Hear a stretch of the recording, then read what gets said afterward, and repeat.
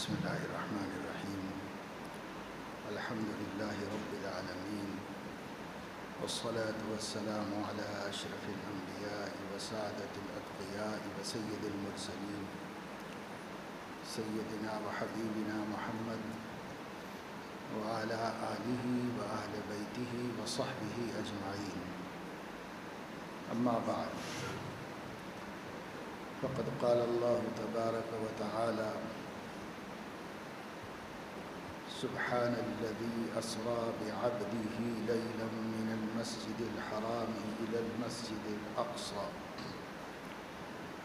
الذي باركنا حوله لنريه من آياتنا إنه هو السميع البصير. صدق الله العظيم.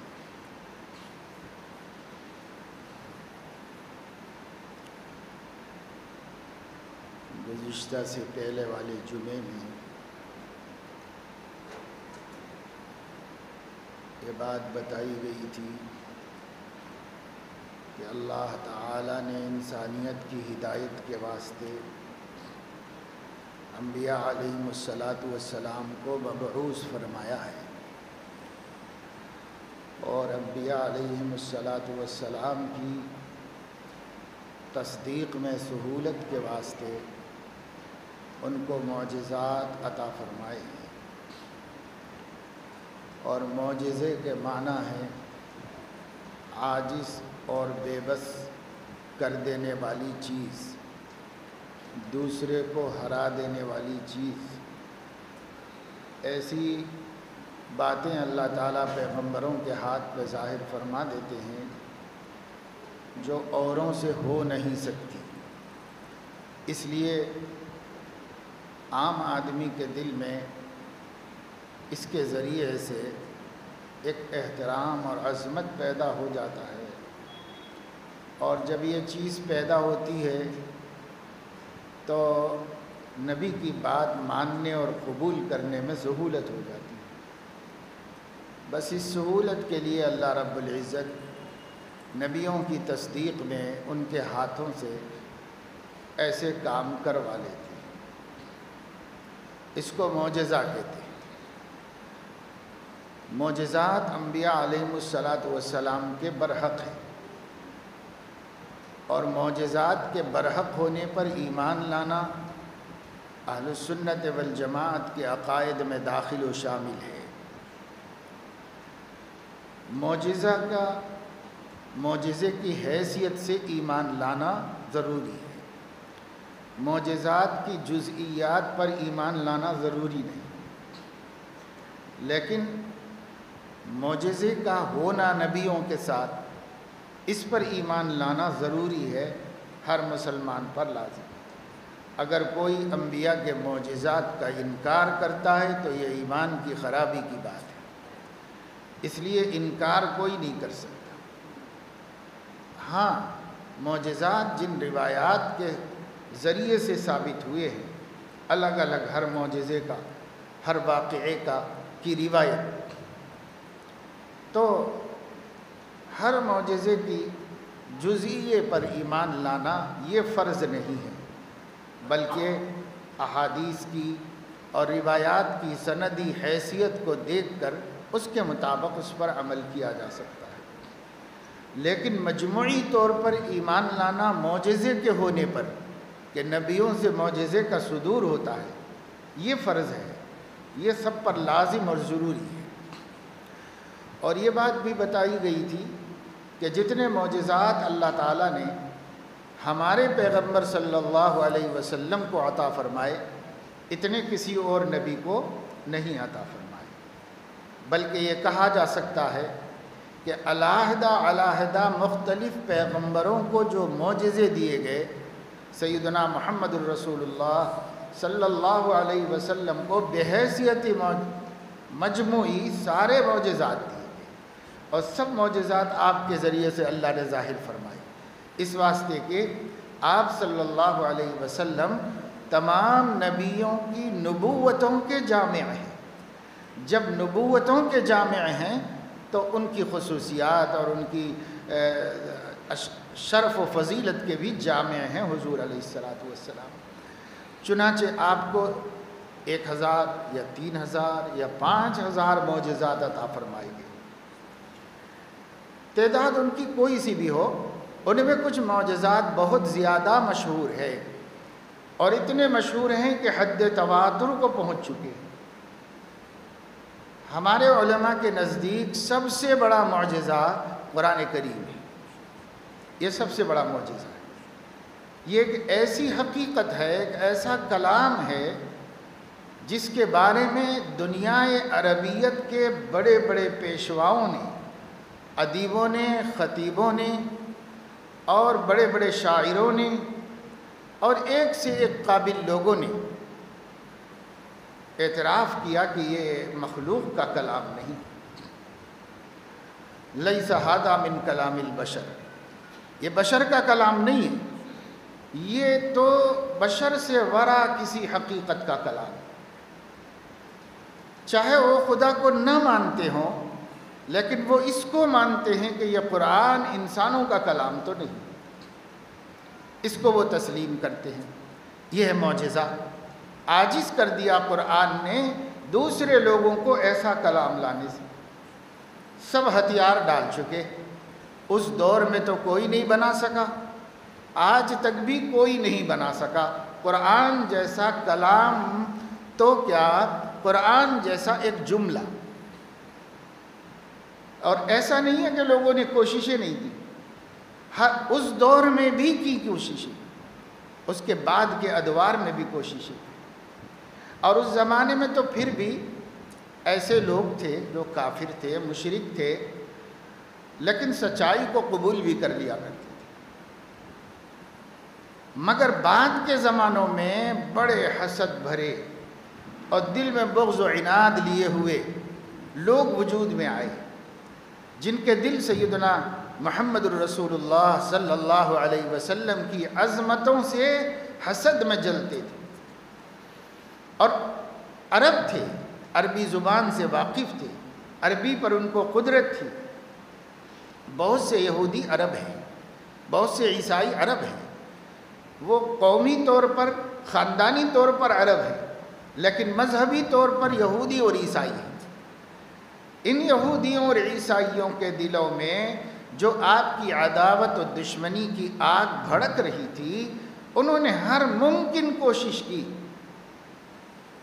اور قریب کے زمانوں تک بھی کی کہ وہ قرآن کے مقابلے میں کوئی کلام پیش کر کے اس چیلنج کا جواب دے دے۔ فَأْتُوا بِسُورَةٍ مِثْلِهِ وَادْعُوا شُهَدَاءَكُم مِّن دُونِ اللَّهِ إِن كُنتُمْ صَادِقِينَ۔ اگر تم سچے ہو، ایک اللہ کو چھوڑ دینا، باقی ساری مخلوق کو ملا لو اور سب یکجٹ ہو کر ایک سورت، ایک آیت قرآن کریم کی اس معیار کی، اس شان کی پیش کر دو۔ اگر تم کہتے ہو کہ ہم بھی ایسا کلام کہہ سکتے ہیں تو پھر پیش کرو، لاؤ ایسا کلام۔ اس تحدی کو، اس چیلنج کو لوگوں نے اس زمانے میں بھی جواب دینے کی کوشش کی، بعد کے دور میں بھی کی، لیکن کامیاب کوئی کبھی نہیں ہوا۔ ایک آدمی کوئی دعویٰ بھی کر دیتا کہ دیکھو میں نے قرآن کے معیار کا کلام کہا ہے، تو خود انہی کے قوم قبیلے کے لوگ اس کی مخالفت کرتے اور کہتے کہ کہاں قرآن اور کہاں تیرا یہ کلام، کوئی جوڑ نہیں کھاتا۔ اسی زمانے کے لوگ، انہی کے مذہب کے لوگ، انہی کے قوم کے لوگ اس کو ریجیکٹ کر دیتے، رد کر دیتے۔ اس لیے اللہ تعالیٰ کا یہ چیلنج کل بھی تھا، آج بھی ہے اور قیامت تک رہے گا، اور کوئی اس کا جواب نہیں دے سکے، کیونکہ اس قرآن نے اپنی مثال لانے سے سب کو عاجز کر کے رکھ دیا۔ اس لیے یہ سب سے بڑا معجزہ ہے، سب سے بڑا معجزہ ہے قرآن کریم۔ اور ظاہری الفاظ کے اعتبار سے بھی، فصاحت و بلاغت کے اعتبار سے بھی، ادب اور معنی کے اعتبار سے بھی، نظم اور ترتیب کے اعتبار سے، ہر اعتبار سے، یعنی ایک زبان کے کامل اور مہذب ہونے کی جتنی شرطیں ہوتی ہیں اور جتنے اس کے پہلو ہوتے ہیں، ہر پہلو سے قرآن کو دیکھا گیا، لیکن کسی پہلو میں اس کی مثال نہیں پیش کی جا سکی۔ تو یہ بڑا معجزہ ہے۔ اس کے بعد بڑا حیرت انگیز معجزہ جو آپ علیہ السلام کو عطا فرمایا گیا، وہ معراج کا معجزہ ہے۔ یہ بھی معجزہ ہے۔ معراج کے بارے میں بھی اہل السنت والجماعت کا عقیدہ یہ ہے کہ مجموعی طور پر ایک ایسے واقعے کا پیش آنا جس میں اللہ کے نبی صلی اللہ علیہ وسلم بیداری کی حالت میں جیتے جاگتے اس دنیا سے آسمانوں پر تشریف لے گئے، اور اس کی تفصیل مسجد حرام سے مسجد اقصیٰ تک اور مسجد اقصیٰ سے ملأ اعلیٰ تک۔ یہ سفر کا ہونا اور جیتے جاگتے ہونا اور اس مادی جسم کے ساتھ ہونا، اس پر ایمان لانا ہر مسلمان کے لیے لازم اور ضروری۔ لیکن اس واقعے کی جزیات کو، چھوٹے چھوٹے واقعات اور قصے جو مختلف روایات میں الگ الگ آئے ہیں، ان کے اوپر ایمان لانا ضروری نہیں ہے۔ ان کو ان کی ترتیب سے آدمی مانے گا۔ اگر کسی کو کہیں کچھ اختلاف ہوگا تو ہو سکتا ہے وہ روایات کی بنیاد پر، دلائل کی بنیاد پر ہو سکتا ہے گنجائش، لیکن مجموعی طور پر معراج کے واقعے کو ماننا ایمانیات میں داخل ہے۔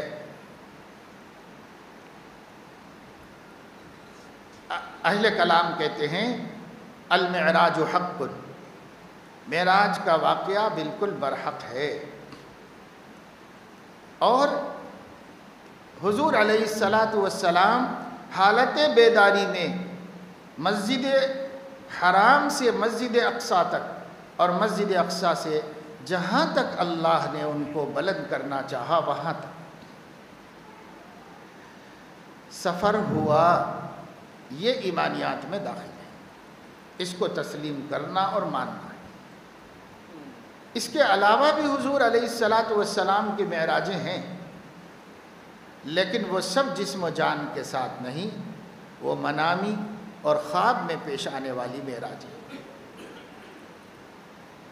بعض علماء نے فرمایا 6 دفعے حضور علیہ السلام کو معراج ہوئی ہے، ملأ اعلیٰ کی سیر کرائی گئی ہے، ان میں سے 5 دفعے وہ خواب میں کرائی گئی یا مکاشفے کی کیفیت میں کرائی گئی ہے، لیکن 1 دفعہ معراج اس طرح ہوئی کہ آپ بنفس نفیس جیسے اس دنیا میں چلتے پھرتے تھے، ایسے معجزانہ طور پر آسمانوں اور اس سے اوپر تشریف لے گئے اور واپس آئے، اور وہ بھی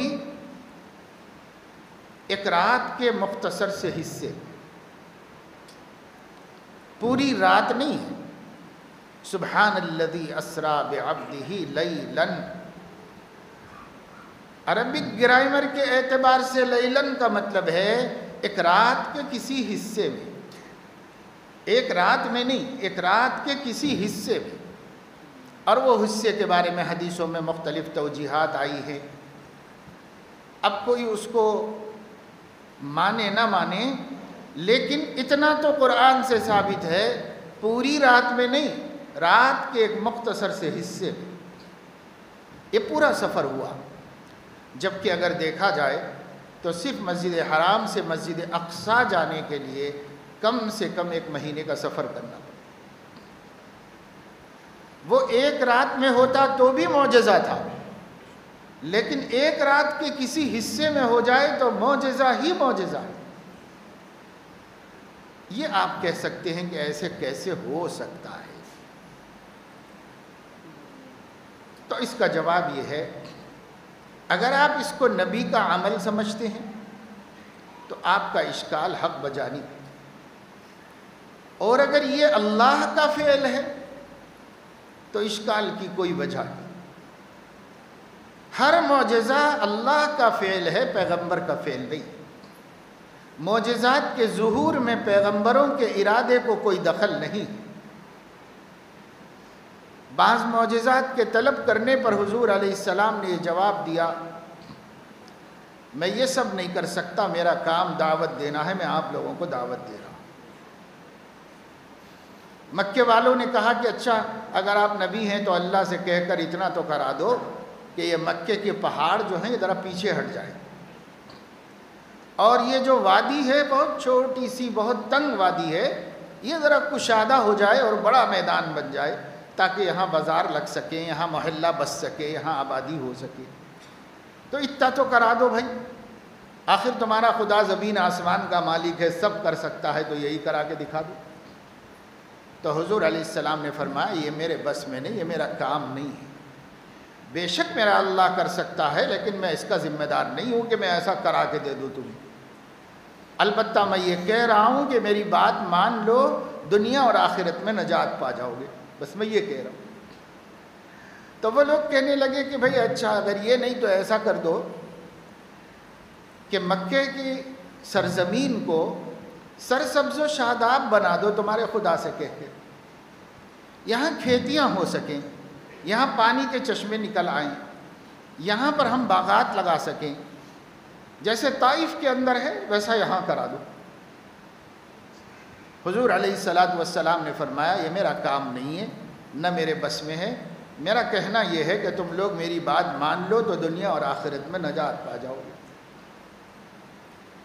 ان لوگوں نے کہا اچھا یہ بھی نہیں کرتے تو اپنے خدا سے کہہ کے قصی ابن کلاب کو زندہ کرا دو، ہمارا جد امجد و پردادا جس کی ہم سب قبیلے والے عزت کرتے ہیں، اور وہ اٹھ کر زندہ ہو کر کہہ دیں کہ یہ سچا نبی ہے تو ہم لوگ ایمان لے آئیں گے تمہارے اوپر، جھگڑا ہی ختم ہو جائے گا۔ تو فرمایا کہ یہ میرا کام نہیں ہے، یہ اللہ تعالیٰ کا کام ہے، میں یہ کہتا ہوں کہ اگر تم لوگ میری بات مان لو تو دنیا اور آخرت میں نجات پا جاؤ گے۔ تو دیکھو پتہ چلا صاف کہ یہ نبیوں کا کام نہیں ہے معجزہ، اور نہ نبیوں کے بس میں ہے کہ وہ معجزہ دکھا دیں، جیسے اور انسان ان کاموں کو نہیں کر سکتا، ایک پیغمبر بھی نہیں کر سکتا، لیکن جب اللہ کرنا چاہیں تو دنیا کی کوئی طاقت ان کو روک نہیں سکتی۔ ان کی شان یفعل ما یشاء، جو چاہے وہ کرتے ہیں، فعال لما یرید، جو ارادہ فرمانے اس کو کر گزرنے والے ہیں۔ اذا اراد شیئا ان یقول له کن فیکون کی شان رکھتے ہیں، کن کہتے ہیں تو ہو جاتا ہے، اور محققین کی رائے اور ان کی تحقیق یہ ہے کن کہنے کا بھی خدا محتاج نہیں، ارادہ کرتا ہے تو ہو جاتا ہے اس کی مشیت کے ساتھ۔ ایسی طاقت تو ہم لوگوں کو بھی ملے گی نا انشاءاللہ تعالی، اللہ کی جنت میں جب جائیں گے ہمیں بھی ملے گی۔ ہمارے بارے میں اللہ رب العزت نے کیا فرمایا؟ جب جنت میں چلے جاؤ گے تو وَلَكُمْ فِيهَا مَا تَشْتَهِي أَنفُسُكُمْ، جو جی چاہے وہ ہوگا۔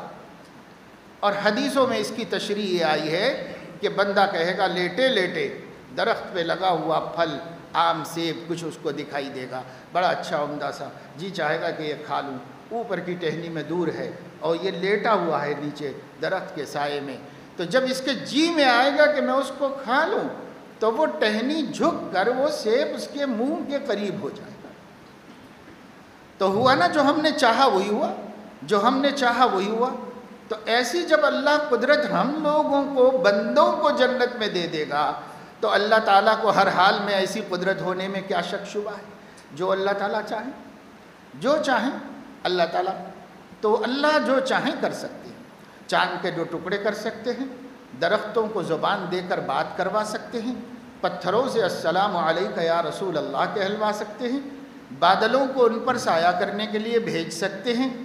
اللہ رب العزت اپنی قدرت سے ان کے انگلیوں کے اندر سے پانی کے جھرنے نکال کر 300 لوگوں کی سیرابی کا سامان فرما سکتے ہیں۔ اللہ رب العزت اگر چاہیں تو ان کے لعاب کے ذریعے سے ٹوٹی ہوئی ران کو درست کرا دے سکتے ہیں۔ اگر اللہ رب العزت چاہیں تو ان کے دست مبارک سے آنکھ کا حلقہ جو نکل کر گر گیا ہے اسے اٹھا کر رکھ دینے کے بعد پہلے سے زیادہ خوبصورت آنکھ بنا دے سکتے ہیں۔ اگر اللہ رب العزت چاہیں تو ایک دیوانے اونٹ کے گردن پہ ہاتھ رکھ دینے سے اس کا جنون ختم ہو جا سکتا ہے۔ اگر اللہ رب العزت چاہیں تو یہاں مسجد کے ممبر پہ بیٹھ کر کے جنگ ہو رہی ہے اور ایک ایک امیر کے شہید ہونے کی خبریں اپنی آنکھوں سے دیکھ کر بتا سکتے ہیں۔ اللہ چاہیں تو کچھ بھی کر سکتے ہیں نبی، اور اگر اللہ نہ چاہے تو کچھ بھی نہیں کر سکتے۔ یہ اللہ کی قدرت ہے، معجزے اللہ کی قدرت ہے۔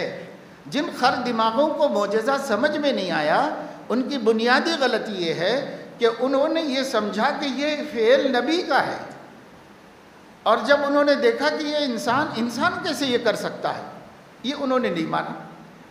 تو یاد رکھو، معجزات انسانوں کے افعال نہیں ہیں، معجزات انسانوں کے خالق اور مالک کے افعال ہیں۔ حق تعالی شانہ کا فعل ہے، حق تعالی شانہ سب کچھ کر سکتی ہے۔ اب ڈپٹی نذیر احمد ایک گزرا ہے ہندوستان میں، وہ کہتا تھا کہ قرآن کے علاوہ کوئی چیز ماننے کے قابل نہیں، کیونکہ قرآن میں جو باتیں ہیں وہ مانی جا سکتی ہیں، حدیثوں میں جو باتیں ہیں ان کو عقل تسلیم نہیں کرتی۔ عقل جس چیز کو تسلیم نہیں کرتی وہ حق نہیں ہو سکتا، وہ سچ نہیں ہو سکتا، وہ ماننے کے قابل نہیں ہو سکتا، لہٰذا ہم نہیں مانتے، ہم نہیں تسلیم کرتے۔ تو اس کو بیچارے کو قرآن کی تفسیر لکھنے کا شوق ہوا، تو اس نے دعویٰ کیا کہ میں قرآن کی تفسیر قرآن سے کروں گا، اور نام رکھا تفسیر القرآن بالقرآن الکریم۔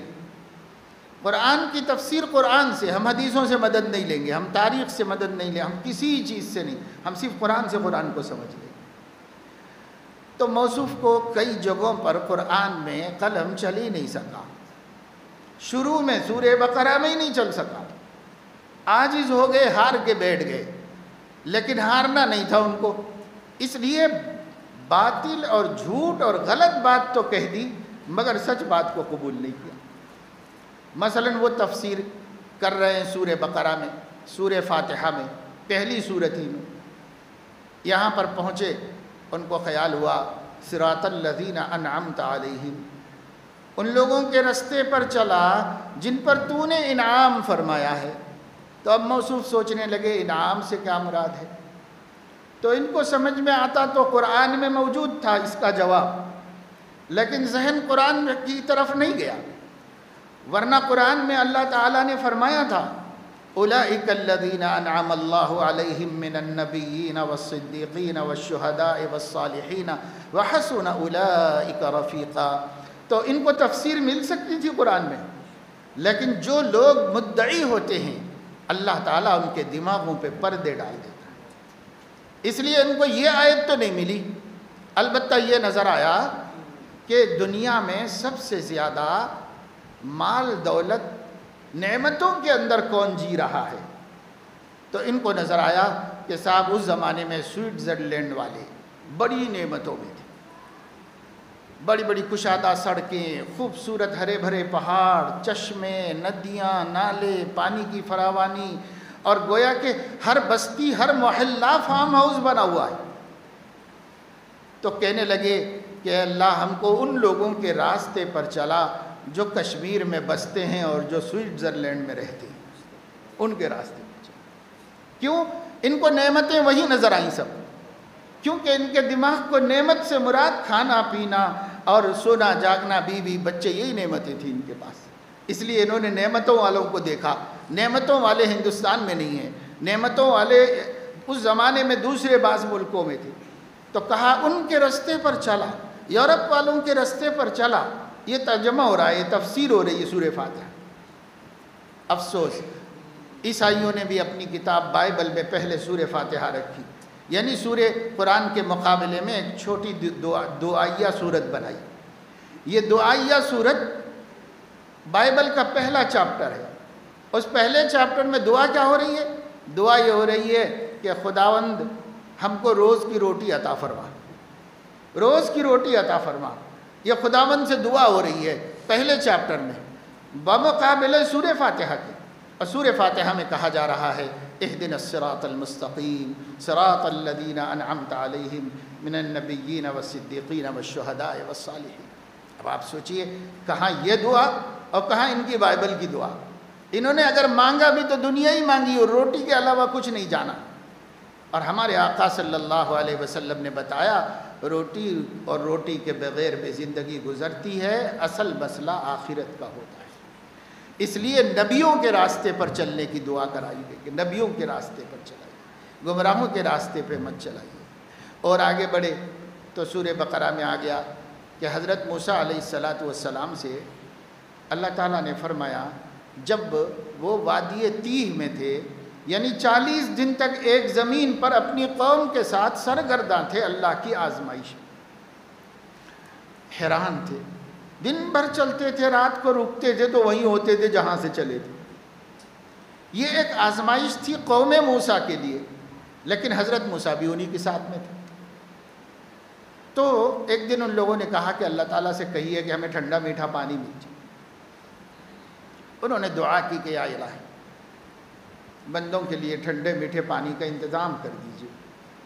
تو اللہ تعالیٰ نے فرمایا کہ فضرب بعصاک الحجر، وہ آپ کے سامنے ایک چٹان پڑی ہوئی ہے، پتھر بڑی سی، اس پر اپنی لاٹھی ماریے. ان کی لاٹھی ہی ایک معجزہ تھا اللہ تعالیٰ کا، اس لیے اس سے اللہ تعالیٰ اپنی قدرتیں دکھایا کرتے تھے. تو فرمایا فضرب بعصاک الحجر، لاٹھی ماریے اس پتھر پر.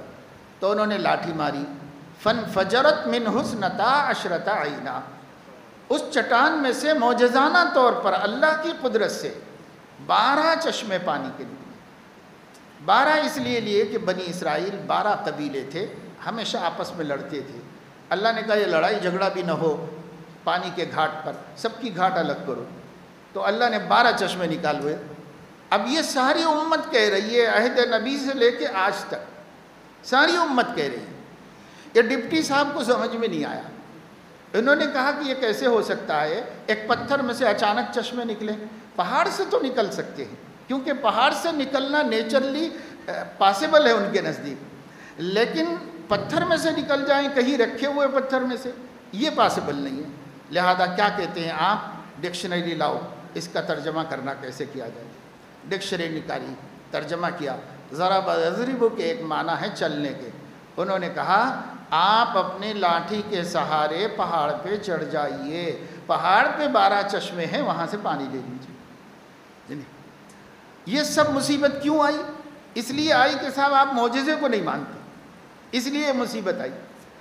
معجزے کو سمجھتے ہیں کہ بندے کا فعل ہے، اب بندے کا فعل سمجھے اس لیے پھنس گئے. اگر وہ اللہ کا فعل ہے تو پھنسنے کی کیا بات ہے. اللہ تو کچھ بھی کر کے دے سکتا ہے، اللہ کچھ بھی کر کے دے سکتا ہے. اللہ تعالیٰ قرآن میں فرما رہا ہے کہ اللہ وہ ہے جو زندے سے مردے کو نکالتا ہے اور مردے سے زندے کو نکالتا ہے. اللہ وہ ہے جو آسمانوں سے بارش برساتا ہے. اللہ وہ ہے جو زمینوں کے سے کھیتیاں اگاتا ہے. اللہ کے لیے کچھ مشکل نہیں. تو میرے عزیزو، معجزہ ہے ہمارے نبی کا آسمانوں پر جانا. اتنی جلدی کیسے جا کر آ گئے ہم سمجھ میں نہیں آتا. تو سمجھ میں آنا کیا ضروری ہے، لیکن جب بات قرآن میں موجود ہے اور جب بات احادیث صحیحہ سے ثابت ہے تو تسلیم. معراج کے واقعے کو 22 مرد صحابہ اور 3 خاتون صحابہ نے بیان کیا. 25 صحابہ کرام جس واقعے کو بیان فرما رہے ہیں اور پوری تفصیل سے نبی کی زبان سے سن کر ذکر کر رہے ہیں، اس کے انکار کا کیا سوال پیدا ہوتا ہے. یہ ہے ہمارے نبی کا معجزہ. واقعی توفیق اللہ کے ہاتھ میں ہے. جب آپ معراج سے واپس آئے تھے اور یہ پورا قصہ سنا رہے تھے بیٹھ کے، تو لوگوں نے کہا رات میں کافی دیر تک تو آپ یہیں ہم لوگوں کے ساتھ میں تھے، اور جا کر پھر آپ اپنے پھوپھی کے گھر میں سو گئے تھے. اس کے بعد پھر صبح صبح آپ یہیں پر موجود ہیں سب سے پہلے حرم میں، اور کہہ رہے ہیں کہ یہ ہوا یہ ہوا یہ ہوا. تو وہ سارے آسمان کے باتیں تو چھوڑو، ہم یہ بھی نہیں مان سکتے کہ آپ مسجد اقصیٰ تک جا کے آئے. یہ بھی کیسے ہم مان لیں، ممکن نہیں. تو ابو جہل اٹھ کے چلا گیا مجلس میں سے اور کہنے لگا کیا بیکار کی باتیں کر رہی ہے. پہلا آدمی جو ان کو ملا وہ ابو بکر صدیق تھی. ابو بکر صدیق رضی اللہ عنہ سے کہنے لگا کہ اب تو مانو نا، تمہارے صاحب مجنوں ہیں، کیسی کیسی باتیں کرتے. کہا کیا ہو گیا بابا، کیا ثبوت مل گیا تم کو مجنوں ہونے کا؟ کہا دیکھو ایسا ہوا ایسا ہوا ایسا ہوا، اور وہ بھی تھوڑی رات میں، رات کے کسی حصے میں۔ کیا ہو سکتا ہے؟ مان سکتے ہو کہ کوئی صاحب سمجھ آدمی ایسا دعویٰ کر سکتا ہے؟ تو حضرت ابو بکر نے کہا کہ تم کو کیسے پتا؟ کہا وہی سنا رہے تھے، انہی کی مجلس میں سے سن کے آیا۔ تو کہا اچھا انہوں نے کہا ہے تو میں مانتا ہوں کہ ایسا ہی ہوا ہے۔ تو کہنے لگے آپ کیسے مانتے ہو؟ ایسی بات عقل میں آ رہی ہے؟ کہا ہاں ہم نے اس سے بھی بڑی بات مانی ہے، اور وہ یہ کہ روزانہ فرشتہ 10 دفعے ان کے پاس آتا ہے۔ اگر روزانہ 10 دفعے 2 دفعے 1 دفعے فرشتہ آتا ہے اور 1 دفعے یہ چلے جائیں تو کون سی تعجب کی بات؟ تو مجھے تو کچھ تعجب نہیں ہوتا اس کے اوپر، کوئی تعجب کی بات نہیں۔ پھر وہ حضور علیہ السلام کی مجلس میں آئے، آپ بیٹھے ہوئے تھے، ادب سے بیٹھ گئے، کہنے لگے یا رسول اللہ یہ کیا قصہ ہے آپ کے بارے میں کہا جا رہا ہے؟ آپ صلی اللہ علیہ وسلم نے فرمایا کہ بیٹھو ابو بکر سنو، میں سو رہا تھا ام ہانی کے گھر میں، تو چھت پھاڑ کے کچھ فرشتے آئے اور انہوں نے آ کر کے کہا کہ ان کو لے کے چلنا ہے۔ تو پھر ان لوگوں نے دروازہ کھولا اور مجھے وہاں سے لے کے نکلے اور لا کے حتیم میں لٹا دیا۔ حضرت ابو بکر نے کہا صدقت یا رسول اللہ۔ پھر حضور علیہ السلام نے فرمایا کہ مجھے پھر وہ لوگ وہاں سے اٹھا کے زمزم کے کنویں پہ لے گئے، اور ان کے ساتھ ایک سونے کا تشت تھا، اور وہ ایمان اور حکمت سے بھرا ہوا تھا، اور ایک خالی تشت تھا ان کے ساتھ میں۔ انہوں نے اس میں پانی لیا زمزم کا، اور پھر میرے سینے کو چاک کیا۔ حضرت ابو بکر نے کہا صدقت یا رسول اللہ۔ پھر اس میں سے میرا دل نکالا، دل کو بھی پھاڑا، اور اس میں سیاہ رنگ کا یعنی کالے رنگ کا خون تھا، خون کی وہ پھٹکیاں گرا دی اس میں سے، اور اس کے بعد وہ جو تشت میں ایمان اور حکمت بھر کے لائے تھے وہ میرے دل میں بھر دیا۔ پھر اس کے بعد میرے دل کو بند کر کے وہیں رکھ دیا جہاں سے نکالا تھا، اور پھر میں نے اس کو سی دیا، فرشتوں نے اس کو سی دیا۔ حضرت ابو بکر نے کہا صدقت یا رسول اللہ۔ حضرت انس فرماتے تھے کہ آپ کے سینے مبارک پر چونکہ میں بچپن میں گھر میں رہا ہوں، کئی دفعے اسٹیچنگ کی نشانات دیکھتا تھا میں آپ کے سینے پر۔ فرشتوں نے جو سی دیا تھا وہ سینے کے نشانات بھی موجود تھے آپ کے سینے پر۔ پھر ان لوگوں نے آپ کی پشت پر نبوت کی مہر لگا دی فرشتوں، اور اس کے بعد فرشتوں نے براق پیش کیا آپ کو۔ حضرت ابو بکر نے کہا صدقت یا رسول اللہ۔ میں اس پر بیٹھ رہا، پھر وہاں سے ہم چلے۔ یہ سواری اتنی تیز تھی کہ جہاں تک نظر جاتی تھی وہاں ایک پاؤں رکھتا تھا۔ کہا صدقت یا رسول اللہ۔ ایک ایک بات حضور علیہ السلام سناتے جا رہے ہیں، پورا سفر کی رویداد، اور ہر جملے پر جہاں نبی رکتے ابو بکر کہتے صدقت یا رسول اللہ۔ پورا قصہ ہوا، حضور علیہ السلام نے فرمایا وَأَنْتَ صدیق یا ابو بکر۔ ابو بکر تم صدیق ہو، تصدیق کرنے والے ہو، کیونکہ ایک ایک جزئیے کی انہوں نے تصدیق کی، اب کسی بات کو عجیب نہیں سمجھا، یہ کیسے ہوگا یہ کیسے ہوگا۔ عجیب جب سمجھتے جب وہ کوئی غیر نبی کہتا ہوتا، جب نبی کہہ رہا ہے تو تعجب کی کیا بات ہے۔ نبی تو سب اللہ کی طرف سے کہتا ہے، ما ينطق عن الهوى ان هو الا وحی یوحى، یہ وحی الہی سے کہہ رہے ہیں۔ مشرکوں نے کہا اچھا آپ بیت المقدس میں بھی گئے تھے، نماز بھی پڑھی تھی، وہاں ٹھہرے بھی تھے، وہاں آپ کی ملاقات نبیوں سے بھی ہوئی، یہ بھی ہوا یہ بھی ہوا، تو ذرا یہ بتائیے کہ بیت المقدس میں دروازے کتنے ہیں، کھڑکیاں کتنی، اور کیا سائز کی کھڑکیاں ہیں، وہ کیسے دروازے ہیں اس کے۔ تو حضور علیہ السلام نے فرمایا سوال مجھے بہت گراں گزرا، اس واسطے کہ کوئی بھی آدمی کہیں جاتا ہے تو یہی سب کرتا ہے کیا کہ کھڑکیاں کتنے ہیں گنتا رہے اور دروازے کتنے گنتا رہے۔ کوئی بھی کسی جگہ کام سے جاتا ہے وہ سارے محل کا جائزہ لے کے سروے کر کے تو نہیں آتا۔ ایسی بات پوچھنا ہی نہیں چاہیے ان لوگوں کو، ایسی بات کیوں پوچھ رہے، مگر ان کا پوچھنا تو بدماشی سے تھا نا، تو اس وجہ سے انہوں نے پوچھا۔ حضور علیہ السلام نے کہا یہ سوال مجھے بہت گراں گزرا، لیکن اللہ پاک نے بیت المقدس میرے سامنے کر دیا، اور میں نے بیت المقدس میں دیکھ دیکھ کے بتایا، اتنی کھڑکیاں ہیں، اتنے دروازے ہیں، اتنے روشن دان ہیں، اتنا ہے، ایسا ہے ایسا ہے، سب بتا دیا ہم نے۔ تو جو لوگ پہلے گئے ہوئے تھے اور جانتے تھے ان لوگوں کو چپ ہو جانا پڑا اور وہ کچھ نہیں کہہ سکے، کیونکہ ٹھیک بتایا تھا، بالکل صحیح آنکھوں سے دیکھ کے بتا دیا تھا حضور علیہ الصلوۃ والسلام نے۔ بھائی یہ سب معجزات ہیں، یہ نبیوں کے ساتھ پیش آتے ہیں۔ اللہ رب العزت ان کی صداقت کی ہیبت طاری کرنے کے واسطے امت کے قلوب پر ان کے ہاتھوں سے اس کو دکھاتا ہے۔ لیکن ہمارے لیے اس میں کیا ہے؟ یہ فضیلت تو فضیلت ہے، پر نبی پاک صلی اللہ علیہ وسلم کے لیے فضیلت ہے، ہمارے لیے کیا فضیلت ہے اس کے لیے؟ یہ تو ان کا مرتبہ ہے، ان کا مقام ہے کہ انہیں معراج کرائی گئی، ان کے ذکر کو بھی بلند کیا گیا، ان کی ذات کو بھی بلند کیا گیا، یعنی پھر اللہ تعالیٰ نے ان کو اتنا بلند کیا جتنا بلند کرنا چاہا۔ حیث شاء اللہ من العلا، اللہ جہاں جتنا اونچا کرنا چاہتے تھے اتنا اونچا کیا۔ اور اس کا بیک گراؤنڈ یہ تھا کہ اہل مکہ نے آپ کو ستانا، پریشان کرنا، ذلیل و رسوا کرنے کی اپنی والی جتنی کوشش تھی وہ کر لی، اور اس کی منتہا یہ تھی کہ طائف میں جو کچھ آپ کے ساتھ ہوا وہ ایک شریف انسان کے دل کو توڑ دینے کے واسطے اس سے بڑا کوئی حادثہ واقعہ نہیں ہو سکتا۔ کسی نے پوچھا کہ احد میں آپ کو جو تکلیف ہوئی، ایسی تکلیف اور ایسا صدمہ تو کبھی نہیں پہنچا ہوگا آپ کی زندگی میں۔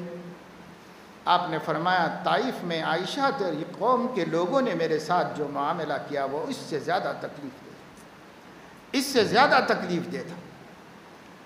اور پھر حضور علیہ السلام اس تکلیف کے بعد ذلتوں کی، رسوائیوں کی، قوم کی طرف سے انتہا کر دینے کے بعد اللہ تعالیٰ نے فرمایا کہ تم اتنا سب کچھ کر کے یہ سمجھ رہے ہوگے کہ میرے محبوب کو تم نے پستی کی انتہا تک پہنچایا ہے، اب میں بتاتا ہوں کہ میں ان کو بلندی کی انتہا تک کیسے پہنچاتا ہوں۔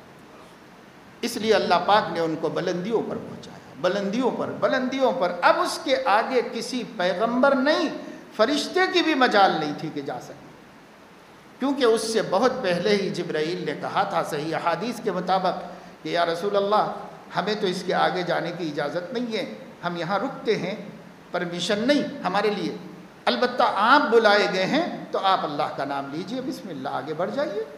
ہم نہیں بلائے گئے ہیں اس کے آگے، کبھی نہیں بلائے گئے، ہم یہاں روک دیے گئے ہیں۔ آگے اللہ تعالیٰ کی تجلیوں کا وہ مقام ہے کہ جبرائیل کہتے ہیں میں آگے قدم بڑھا دوں تو اللہ کی تجلی سے جل کر خاک استر ہو جاؤں، میں نہیں جا سکتا، آپ کو بلایا گیا ہے، آپ تشریف لے جائیں۔ تو وہ مقام جو جبرائیل کو دیا گیا بلندیوں پر، اس سے کہیں آگے نبی بھیجے بلائے گئے، کیونکہ نبی کا مقام ان سے اونچا تھا اور ہے، اور یقیناً ہے، اس لیے وہ وہاں سے وہاں تک بلا دیے گئے، عرش معلیٰ پر بلا لیے گئے۔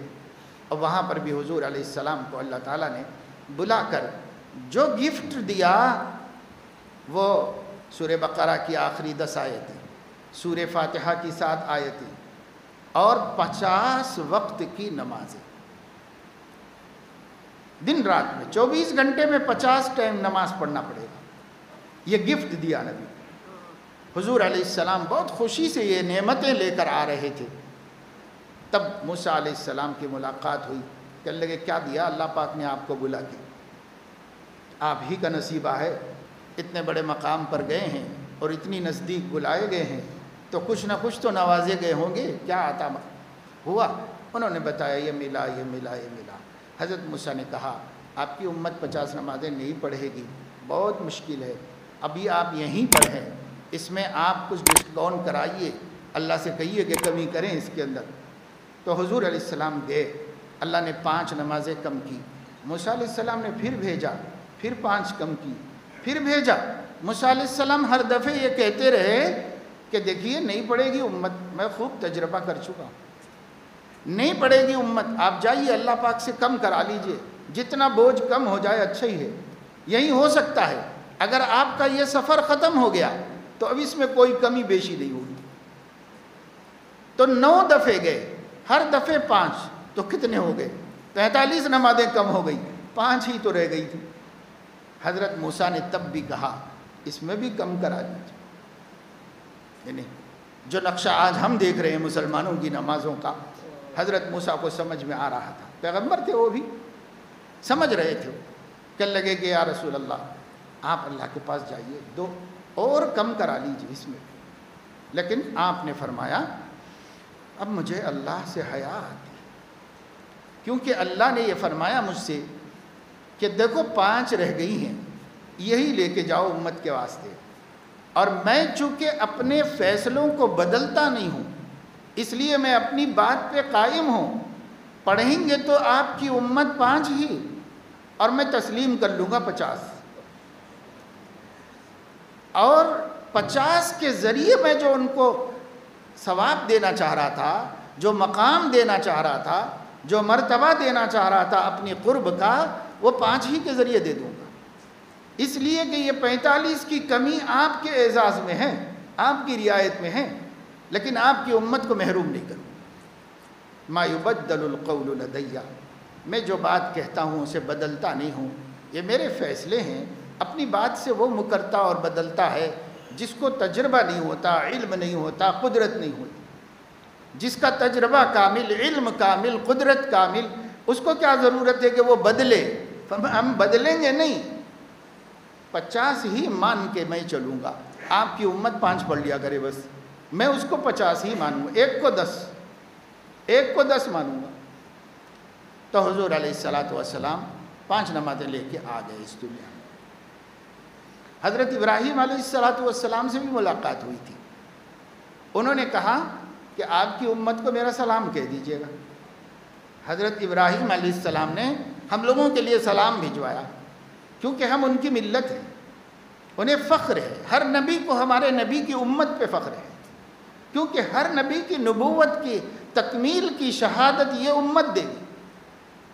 لَتَكُونُوا شُهَدَاءَ عَلَى النَّاسِ، یہ امت گواہ ہے۔ حضرت نوح علیہ السلام کو بلایا جائے گا اور ان سے کہا جائے گا کہ آپ نے اپنی بات پہنچا دی، قوم کے لوگ کہیں گے انہوں نے ہمیں دعوت دی، پیغمبر کہیں گے اللہ پاک میں نے دی دعوت، اور 1000 برس تک دعوت دی۔ اللہ تعالیٰ فرمائیں گے کہ کون ہے تمہارا گواہ؟ تو وہ کہیں گے ہے گواہ۔ کون گواہ ہے؟ گواہ لاؤ۔ حضرت نوح علیہ السلام امت محمدیہ کو گواہ میں پیش کرے گی۔ امت محمدیہ کہے گی کہ اے پاک پروردگار، بے شک نوح علیہ السلام کی قوم جھوٹ بول رہی ہے، نوح علیہ السلام نے ان کو 1000 برس دعوت دی تو ہے، ہم گواہی دیتے ہیں اس کی۔ تم کیسے گواہ بن گئے بھائی؟ تم تو بہت بعد میں آئے تھے۔ کہا ہمارے نبی نے کہا ہے، ہمارے نبی کی گواہی پر ہم گواہی دیں، گواہ دیں۔ تو یہ امت، حضرت ابراہیم نے کہا اے میرے بیٹے، اپنی امت کو میرا سلام کہنا، اور ان سے کہنا جنت ایک چٹیل میدان ہے، ایک بالکل کھلا گراؤنڈ ہے، اس کو اگر اچھا سرسبز و شاداب باغ بنا دینا چاہتے ہو، اسے ایک حسین خوبصورت قیمتی فارم ہاؤس بنا لینا چاہتے ہو، تو سبحان اللہ، الحمدللہ، لا الہ الا اللہ، اللہ اکبر کثرت سے پڑھو۔ یہ کلموں کے جنت میں پودے ہیں، جب کوئی کہتا ہے سبحان اللہ تو سبحان اللہ کا ایک پودا لگا دیا جاتا ہے، جب کوئی کہتا ہے الحمدللہ تو الحمدللہ کا ایک پودا لگا دیا جاتا ہے۔ اس طرح ہمارا ذکر کرنا ہماری جنت کے سنورنے اور خوبصورت بننے کا سبب بنتا ہے۔ اس لیے آپ کی امت سے کہیے کثرت سے اللہ کا ذکر کریں، کثرت سے اللہ کا ذکر۔ جتنی بکواس ہم کرتے ہیں، اگر اس بکواس کے بجائے اللہ کا ذکر کیا کریں تو ہماری جنت بنتی چلی جائے گی، سنورتی چلی جائے گی۔ کمانے والے کماتے ہیں، جاننے والے جانتے ہیں، یقین کرنے والوں کو یقین آ گیا ہے کہ یہ خبریں غلط نہیں ہیں، یہ حدیثیں قابل قبول ہیں، ماننے کے قابل ہیں، یہ خبریں ہمارے نبی کی ہیں، اور یہ حدیثیں بڑی حفاظت سے ہم تک پہنچی ہیں، ہمیں اس میں کوئی شبہ نہیں ہے، کلام نہیں ہے۔ اس لیے انہوں نے یقین کیا اور انہوں نے اپنا ٹائم خراب کرنے کے بجائے اللہ کا ذکر کر کے اپنی جنت سنوار لی اور بنا لی۔ ہم لوگوں کو جھوٹ میں، غیبت میں ٹیسٹ ہے، مزہ ہے، اور اسی مزے میں ہم اپنی عاقبت برباد کریں۔ میں بتاؤں گا اگر موقع ہوگا تو انشاءاللہ تعالی یہ ہماری زبان کا کیا منظر حضور علیہ السلام نے معراج میں دیکھا تھا۔ کچھ مناظر اللہ نے دکھائے تھے، لِنُرِيَهُ مِنْ آیَاتِنَا، اس لیے معراج کرائی تھی کہ اپنی قدرت کی نشانیاں دکھائیں۔ انہی نشانیوں میں یہ بھی دکھایا کس عمل کا کیا انجام ہے، کس عمل کا کیا انجام ہے، اللہ نے ہمارے نبی کو دکھایا تاکہ وہ اپنی آنکھوں سے دیکھ کر، اپنے سر کی آنکھوں سے دیکھ کر عین الیقین کا اور حق الیقین کا مقام حاصل کریں اور اپنی امت کو پورے اطمینان کے ساتھ دعوت دے۔ دیکھو یہ کرو گے تو یہی ہونے والا ہے، یہ کرو گے تو یہی ہونے والا ہے۔ تانبے کے، پیتل کے ناخن ہیں ایک قوم کے، ناخن تانبے اور پیتل کے ناخن ہیں، بڑے بڑے نکلے ہوئے، اور یہ ان ناخنوں سے اپنے ہی گوشت نوچ رہے ہیں، اپنے جسم کا، اپنے چہرے کا، اپنے جسم کا گوشت ان ناخنوں سے نوچ رہے ہیں اور ہائے ہائے کر رہے ہیں تکلیف و اذیت سے۔ پوچھا رحمت للعالمین صلی اللہ علیہ وسلم نے، جبرائیل یہ کیا ہو رہا ہے؟ کہا یہ آپ کی امت کے وہ لوگ ہیں جو دوسروں کی آبرو میں پڑتے ہیں، یعنی غیبتیں کر کے ان کو عزت، ان کی عزت اور ان کے آبرو کو نقصان پہنچاتے رہتے ہیں۔ جس دن مریں گے اس دن سے لے کے حشر کے دن تک یہی کرتے بیٹھنا پڑے گا، اپنے لوہے کے ناخنوں سے اپنے آپ کو نوچتے رہنا پڑے گا جب تک کہ حساب کی گھڑی نہ آ جائے اور اللہ تعالیٰ ان کا حساب نہ لے لے۔ آج ہمارا ٹائم ان چیزوں میں صرف ہو رہا ہے، اپنے آپ کو نوچنے کے لیے ہم پیتل کے اور لوہے کے ناخن تیار کر رہے ہیں۔ جس دن سانس اکھڑے گی اس دن سے لے کر جس دن اللہ حساب کو بیٹھے گا اس دن تک یہی کرتے برزخ میں یہی کرتے رہنا ہوگا۔ کیا سامان کر رہے ہیں اپنے موت کے بعد کا؟ کیا ضرورت ہے کہ ہم کسی کے پیچھے پڑیں؟ کیوں نہیں ہم اپنے اس وقت کو اس زبان سے اللہ کا ذکر کر کے اپنی جنت بنانے اور اپنے رب کو راضی کرنے کے لیے استعمال کریں؟ لیکن نہیں، اس میں ہمیں مزہ نہیں آتا۔ ہمیں مزہ آتا ہے غیبتیں کرنے میں، جھوٹ بولنے میں، برائیاں پھیلانے میں، لڑائی جھگڑے لگانے میں، فتنے کرنے میں، ہمیں خوب ٹیسٹ آتا ہے، مزہ آتا ہے۔ اللہ پاک اپنے فضل و کرم سے ہمیں توفیق نصیب فرمائے کہ ہم اپنے حبیب سیدنا محمد الرسول اللہ صلی اللہ علیہ وسلم کی تعلیمات کو غور کے کانوں سے سنیں، قدر کے ہاتھوں سے لیں، اپنے سینے سے لگائیں، اپنی زندگی کا جز بنائیں اور اس پر عمل کر کے دنیا اور آخرت کی ذلتوں اور رسوائیوں سے اپنے آپ کو بچانے کا سامان کریں۔ آمین۔ وآخر دعوانا ان الحمد للہ رب العالمین۔